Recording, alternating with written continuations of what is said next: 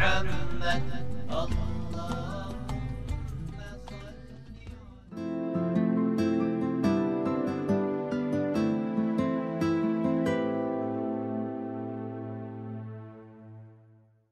اعوذ باللہ من الشیطان الرجیم بسم اللہ الرحمن الرحیم الحمد للہ رب العالمین الصلاة والسلام علی اشرف الانبیاء والمرسلین ابی القاسم محمد صلی اللہ علیہ وآلہ والائمة الطیبین الطاہرین المعصومین لا سیما بقیت اللہ فی الارضین روحی و ارواحنا لہ الفداء اما بعد قال اللہ تبارک و تعالی فی کتابہ المجید اعوذ باللہ من الشیطان الرجیم واعتصموا بحبل اللہ جمیعا ولا تفرقوا۔ آپ کی خدمت میں وحدت اسلامی کے بارے میں مطالب عرض ہو رہے تھے۔ پچھلے درس میں وحدت ائمہ علیہم السلام کی سیرت میں اس کے مطابق مطالب عرض ہوئے۔ چند نمونے آپ کی خدمت میں عرض کیے کہ جس میں یہ ذکر ہوا کہ ائمہ علیہم السلام خود بھی وحدت کا خیال رکھتے تھے اور اپنے چاہنے والوں کو بھی وحدت کا حکم دیتے تھے۔ مثلا ایک نمونہ آج میں اور اضافہ کر دیتا ہوں۔ امام رضا علیہ السلام کی زندگی میں یہ موجود ہے۔ کسی نے آ کر امام سے سوال کیا، یہ روایت بھی کتاب کافی میں موجود ہے، جلد نمبر 2 اور صفحہ نمبر 159۔ ایک آ کر سوال کرتا ہے امام علیہ السلام سے کہ میرے والدین شیعہ نہیں ہیں، آیا میں ان کے لیے دعا کروں؟ امام نے فرمایا ان کے لیے دعا کرو، ان کی نیابت میں صدقہ دو، ان کے ساتھ نیکی کرو، کیونکہ پیغمبر نے یہ کہا ہے خدا نے مجھے محبت اور شفقت کے ساتھ مبعوث کیا ہے، نہ کہ عداوت کے اوپر اور نہ ہی ماں باپ کے ساتھ قطع تعلقی کے ساتھ، محبت و شفقت پر مبعوث کیا ہے۔ تو لہٰذا تمہارے اوپر بھی ضروری ہے کہ تم ان کے ساتھ نیکی کرو، شفقت کرو، محبت سے پیش آؤ اور تمام ان باتوں کو انجام دو کہ جو ایک والدین کا حق ہے۔ تو لہٰذا آپ نے دیکھا کہ امام علیہ السلام یہاں پر تشویق کر رہے ہیں اپنے چاہنے والوں کو وحدت کی طرف۔ اس کے علاوہ اگر ہم علماء کی زندگی کی طرف رجوع کرتے ہیں، علماء تشیع کی طرف اگر ہم نگاہ کرتے ہیں تو ہمیں معلوم ہوتا ہے یہ بھی کہ وہ بھی وحدت کا بہت خیال رکھتے رہے ہیں۔ میں چند نمونے آپ کی خدمت میں عرض کرتا ہوں اور آپ بھی دقت سے ملاحظہ فرمائیے گا اور دقت کیجیے گا اس کے اندر۔ ان میں سے ایک نمونہ جناب شہید ثانی ہیں۔ مکتب تشیع میں شہید ثانی کو بہت مقام و منزلت حاصل ہے۔ یہ لبنان کے رہنے والے تھے۔ اگر ان کی حالات زندگی کا آپ مطالعہ کریں تو آپ کو یہ چیز ملے گی کہ جناب شہید ثانی جس طریقے سے فقہ اہل بیت پر تسلط رکھتے تھے، ماہر تھے، اس کے اندر صاحب نظر تھے، اسی طریقے سے فقہ اہل سنت کے اندر بھی صاحب نظر تھے۔ فقہ اہل سنت میں 4 مذہب موجود ہیں، وہ چاروں میں صاحب نظر تھے، مجتہد تھے چاروں فقہ اہل سنت کے اندر، اور یہ علم انہوں نے خود علماء اہل سنت سے حاصل کیا، ان کے مدارس میں جا کر علم کو حاصل کیا، یعنی ان کے اساتید اہل سنت بھی تھے کہ جن سے انہوں نے علم حاصل کیا فقہ اہل سنت کے بارے میں، احادیث اہل سنت کے بارے میں، اور پھر اس کو تدریس بھی کیا اہل سنت کے لیے۔ بس یہ اہل سنت علماء کے شاگرد بھی ہیں اور اہل سنت علماء کے استاد بھی ہیں۔ اگر آپ زندگی نامہ ان کا پڑھنا چاہتے ہیں تو آپ دیکھیں، آپ کو یہ مطالب جو ہیں وہ آسانی سے مل جائیں گے۔ مثلا 2 کتابوں کی طرف میں ارجاع دوں گا، اس کی طرف اگر آپ رجوع کریں۔ ایک مفاخر الاسلام جلد نمبر 4 اور صفحہ نمبر 436، اور دوسری کتاب ہے قصص العلماء صفحہ نمبر 434۔ یہ قصص العلماء محمد بن سلیمان التنکبانی کی لکھی ہوئی ہے۔ چونکہ قصص العلماء مختلف علماء نے لکھی ہے، اس لیے میں نے اس مصنف کا نام لیا ہے۔ دوسرا نمونہ کہ جو آپ کی خدمت میں پیش کرتا ہوں وہ ہے علامہ حلی کا۔ اگر آپ علامہ حلی کی زندگی کا مطالعہ کریں تو یہی عمل آپ کو ان کی زندگی میں نظر آئے گا کہ ان کے استاد بھی اہل سنت تھے بعض علوم کے اندر، اور ان کے شاگرد بھی اہل سنت تھے۔ اب اس تفصیل میں نہیں جاتا کہ کون کون سے استاد تھے اور کون کون سے ان کے شاگرد تھے، کہ آپ انہی کتابوں کی طرف رجوع کریں گے تو آپ کو یہ مطالب مل جائیں گے۔ تیسرا نمونہ آپ کی خدمت میں عرض کرتا ہوں وہ ہے اجازہ روایت کے بارے میں۔ یہ وہ حضرات اچھے طریقے سے جانتے ہیں کہ جو اس میدان کے ہیں، روایت کے بارے میں درس پڑھتے ہیں اور ان کو اس اجازہ روایت کی اہمیت کا پتہ ہے۔ جناب آیت اللہ مرعشی بہت بڑی شخصیت گزری ہیں اور معاصر ہیں، یعنی چند سال پہلے ان کا انتقال ہوا ہے۔ انہوں نے اجازہ روایت ایک عالم اہل سنت سے لیا ہے۔ چونکہ اہل سنت کی کتابیں بھی ہیں روایت کی، اور ان کے نزدیک بھی یہ رائج تھا طریقہ کہ جب حدیث پڑھتے تھے اور وہ انسان ماہر ہو جاتا حدیث پڑھنے میں تو اس کو اجازہ روایت دیتے تھے۔ خاص شرائط ہیں کہ وہ مدارس کے اندر معلوم ہیں۔ جناب آیت اللہ العظمی مرعشی کو جنہوں نے اجازہ روایت دیا، الشیخ احمد بن شیخ امین کفتارو، یہ ہیں سوریہ کے رہنے والے تھے اور مفتی عام تھے، یعنی بڑے مفتی تھے ان کے۔ اسی طریقے سے آیت اللہ مرعشی نے اجازہ روایت دیا ہے ایک اہل سنت عالم کو کہ جس کا نام تھا شیخ عبد الواسع یمانی۔ یہ رویہ برقرار رہا پرانے زمانے کے اندر اور انتہائی اچھا رویہ تھا۔ یہ دشمنیاں کم تھیں اس وقت، عناد کم تھا اس وقت، اور ایک دوسرے کو قریب لانے کی کوشش رہا کرتی تھی، اور جہاں بھی علم ملتا تھا وہاں پر اس کو حاصل کر لیتے تھے۔ اس کے علاوہ بھی متعدد نمونے ہیں علماء تشیع کے اندر کے جنہوں نے اہل سنت سے علم حاصل کیا، اور پھر اہل سنت کی طرف سے بھی شخصیات ہیں کہ جنہوں نے علماء تشیع سے استفادہ کیا اور درس حاصل کیا، یعنی یہ علمی تبادل برقرار رہا۔ یہ جو عناد آج کل نظر آتا ہے یہ انتہائی بعد کا مرحلہ ہے، اور بہت ہی زیادہ یہ عناد پھیل گیا ہے۔ اب تو تصور انسان نہیں کر سکتا کہ اس قسم کا علمی تبادل کیا جا سکے، ایک دوسرے کے ہاں اس طریقے سے علم کو حاصل کیا جا سکے، ایک دوسرے کو پڑھایا جا سکے۔ وہ تفاہم کی جو فضا ہے وہ اصلاً ختم ہو چکی ہے۔ اگر ہم اس فضا کو دوبارہ قائم کر لیں اور غلط فہمیوں کو دور کرتے ہوئے قریب آ جائیں تو واقعاً اسلام ایک قوت بن کر ابھرے گا، اور کوئی دنیا کی بڑی طاقت اسلام کو نقصان نہیں پہنچا سکے گی۔ بہرحال خدا سے دعا ہے کہ خداوند متعال ہم سب کو توفیق دے کہ ہم اس وحدت پر عمل کر سکیں کہ جس پر قرآن بھی تاکید کر رہا ہے، جس پر سیرت ائمہ بھی موجود ہے اور علماء کی سیرت بھی موجود ہے۔ اور میرا تقاضا ہوگا علماء اہل سنت سے بھی کہ وہ بھی اس طریقے سے آ کر حقائق کو بیان کریں اور وحدت کی تشویق کریں۔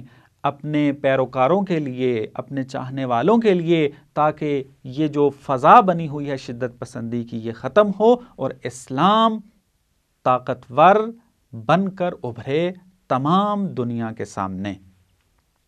یہ ایک مطلب تھا کہ جو آپ کی خدمت میں عرض کرنا تھا، جو کہ تتمہ تھا بات کا۔ یہ وحدت یہ برقرار کیسے ہو سکتی ہے؟ ابھی تک ہم نے جو پڑھا ہے وہ یہ کہ وحدت کیا ہے، اور بزرگان کی سیرت میں وحدت کے عملی نمونے ابھی تک ہم نے پڑھے۔ اب اگلا مرحلہ یہ آتا ہے کہ وحدت کو ہم برقرار کیسے کر سکتے ہیں۔ مختلف طریقے ہیں کہ اگر ان کو رائج کر دیا جائے، اس پر عمل کر لیا جائے تو وحدت قائم ہو سکتی ہے۔ میں پہلے چند ان راستوں کے نام لیتا ہوں اور پھر تھوڑا تھوڑا اس کو پھر بعد میں وضاحت کرتے ہیں۔ پہلا راستہ گفتگو کرنا احسن طریقے سے، کہ جس کے بارے میں چند آیات بھی آپ کی خدمت میں ذکر کی ہیں اور بعد میں بھی عرائض پیش کرتا ہوں آپ کی خدمت میں۔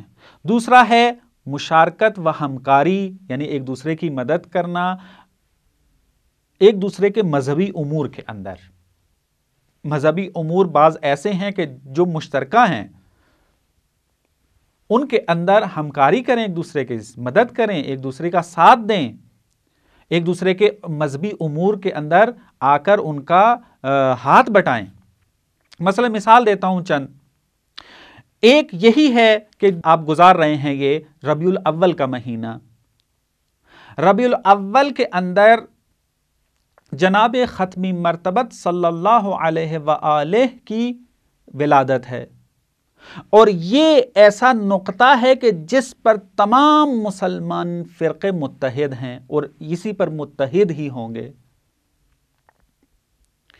اور تمام مسلمان ربیع الاول کے اندر جشن میلاد برقرار کرتے ہیں۔ تو مسلمانوں کو چاہیے، تمام فرقوں کے مسلمانوں کو چاہیے کہ وہ ایک جشن برگزار کریں میلاد کا، اور اس میں تمام مکاتب فکر کو دعوت دیں اور وہ اس میں شریک ہوں اور اپنے اپنے عقیدت کا اظہار کریں پیغمبر کی نسبت۔ اور اسی طریقے سے اہل بیت علیہم السلام کے بارے میں اگر کوئی مجلس برگزار ہوتی ہے، برقرار ہوتی ہے، مثلا محرم آتا ہے، مصیبت اہل بیت وہاں بیان ہوتی ہے، تو علماء اہل سنت کو چاہیے کہ ایک مجلس برگزار کریں، یا جو علماء تشیع نے برقرار کی ہوئی ہے اس کے اندر شرکت کریں اور مصائب آل محمد علیہم السلام کو سنیں اور تعزیت پیش کریں۔ اس قسم کے بہت سارے مذہبی امور ہیں کہ جس میں مشارکت کی جا سکتی ہے۔ تیسرا راستہ یہ ہے کہ ایک دوسرے کے عقائد کو اچھے طریقے سے سمجھا جائے، کیونکہ غلط فہمیاں اس وقت ہی ختم ہو سکتی ہیں کہ جب انسان بغیر تعصب کے، بغیر اناد کے واقعاً و حقیقتاً آ کر عقائد کا مطالعہ کرے اور پہچانے ایک دوسرے کے عقائد کو۔ تشیع، علماء تشیع کو و پیروان تشیع کو یہ چاہیے کہ وہ عقائد اہل سنت کو انہی کے منابع سے پہچانیں، نہ کہ کسی اور کے کہے ہوئے مطالب کو پڑھیں اور تہمت لگائیں ان کے اوپر۔ اسی طریقے سے اہل سنت سے تقاضا ہے کہ تشیع کے عقائد کو اصلی منابع و کتب سے پہچانیں، نہ کہ بعض غیر ذمہ دار افراد کے ذریعے عقائد تشیع کو جانیں اور پھر تشیع کے اوپر اتہام لگائیں یا تہمت لگائیں اور پھر تمسخر اڑائیں۔ ایسا دونوں طرف سے نہیں ہونا چاہیے۔ ایک اور راستہ کہ جس کے ذریعے وحدت قائم ہو سکتی ہے، مراکز علمی جو کہ مشترک ہوں اس کی تاسیس کرنی چاہیے۔ مثلا قرآن پر اعتراضات ہو رہے ہیں، ان کا جواب چاہیے، ان کا جواب دینا چاہیے۔ مستشرقین جو اسلام کے خلاف کام کر رہے ہیں، قرآن کے خلاف کام کر رہے ہیں، ان کا جواب مسلمانوں نے دینا ہے۔ قرآن مشترکہ ہے، پیغمبر مشترکہ ہیں سب کے، ان کے خلاف جو کام ہو رہا ہے، ایک ایسا مرکز تاسیس کیا جائے جس میں سنی شیعہ دونوں کے محقق بیٹھے ہوں وہاں پر اور اس قسم کے اعتراضات اور سوالات کے جواب دے رہے ہوں، اور اس طریقے سے اور بھی مختلف کام کیے جا سکتے ہیں، اور دشمن کے مقابل میں بیداری اور ہوشیاری رکھتے ہوں۔ اور ایک اور مرحلہ کے جو طے کرنا ہے ہمیں وہ یہ ہے کہ مقدسات کی توہین نہیں کرنا، کہ بعض کی میں وضاحت یہاں پر بیان کروں گا۔ احسن گفتگو کرنی چاہیے، اس کے بارے میں چند چیزیں میں نے آپ کی خدمت میں عرض کی ہیں اور چند چیزیں ابھی آپ کی خدمت میں عرض کرتا ہوں۔ مثلا امام رضا علیہ السلام فرماتے ہیں کہ المسلم الذی یسلم المسلمون من لسانہ و یدہ، مسلمان کی تعریف یہ ہے، مسلمان وہ ہے کہ دوسرے مسلمان اس کی زبان اور اس کے ہاتھ سے محفوظ رہیں، نہ تکلیف پہنچائے زبان سے اور نہ تکلیف پہنچائے ہاتھ سے، وہ مسلمان کہلائے گا۔ اگر کوئی مسلمان محفوظ نہیں ہے زبان یا ہاتھ سے تو وہ یعنی جس کی زبان سے یہ غلط چیزیں ادا ہو رہی ہوں گی وہ کیا ہے، مسلمان ہی حتیٰ نہیں ہے۔ امام رضا علیہ السلام نے تعریف بیان کی ہے۔ یہ حدیث آپ کو عیون و اخبار الرضا میں جلد نمبر 2 اور صفحہ نمبر 4 پہ مل جائے گی، آپ مطالعہ فرمائیں اس کا۔ اور اس کے علاوہ میں نے چند آیتیں آپ کی خدمت میں عرض کی تھی، اسی پر اکتفا کرتا ہوں اس عنوان میں۔ ایک اور عنوان کہ جو آپ کی خدمت میں عرض کیا تھا وہ ہے مقدسات اہل سنت کی توہین نہ کرنا۔ آخر میں جو عرض کیا تھا دوسرے مقدسات کی اہانت سے پرہیز کریں، تو تشیع کی طرف سے ہم یہ تشویق کرتے ہیں مکتب تشیع کے پیروکاروں کو کہ اہل سنت کے مقدسات کی توہین سے پرہیز کریں، اور ائمہ علیہم السلام نے بھی اس سے منع فرمایا ہے۔ گالی گلوچ کرنا یہ مکتب اہل بیت میں جائز نہیں ہے، حتیٰ مکتب اسلام میں جائز نہیں ہے۔ اس کے اندر احادیث بھی ہیں اور اس مطلب میں ہمارے پاس آیات بھی موجود ہیں۔ رسول خدا صلی اللہ علیہ وآلہ وسلم سے ایک روایت نقل ہے اور امیر علیہ السلام سے بھی یہ روایت نقل ہے کہ الفحش والتفحش لیس من الاسلام فی شیء، گالی گلوچ کی کوئی جگہ نہیں ہے اسلام کے اندر۔ یہ حدیث عیون الحکم والمواعظ صفحہ نمبر 27 میں ہے اور تنبیہ الخواطر و نزہۃ النواظر یہ جلد نمبر 1 اور صفحہ نمبر 110 کے اندر موجود ہے۔ اسی طریقے سے قرآن تشویق کرتا ہے مسلمانوں کو کہ اگر تمہارا کہیں واسطہ پڑ گیا کسی جاہل سے، کسی بد اخلاق سے، تو اس سے کیسے آپ نے پیش آنا ہے۔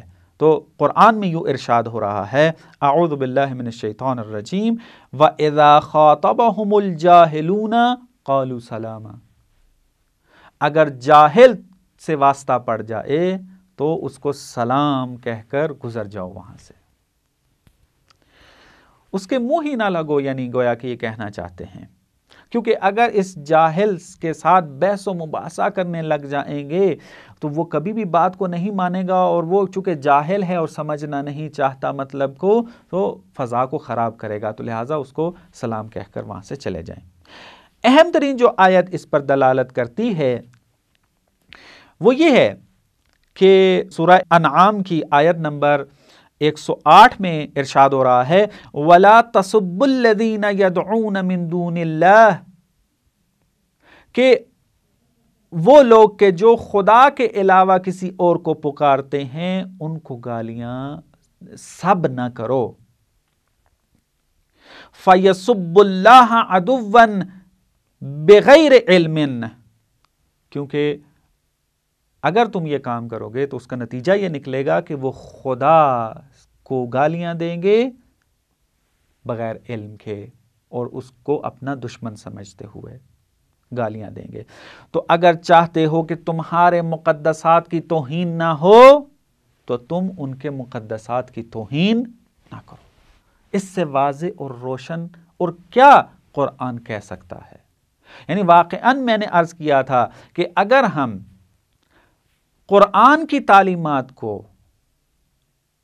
سامنے رکھ کر عمل کرنا شروع کر دیں تو واقعاً مسلمانوں کے درمیان کبھی جو ہے دشمنیاں نہیں ہو سکتی، کبھی ان کو جدا نہیں کیا جا سکتا، کبھی یہ طاقت ختم نہیں ہو سکتی۔ انتہائی واضح بیانات و ارشادات ہمارے پاس موجود ہیں۔ والسلام علیکم ورحمۃ اللہ وبرکاتہ۔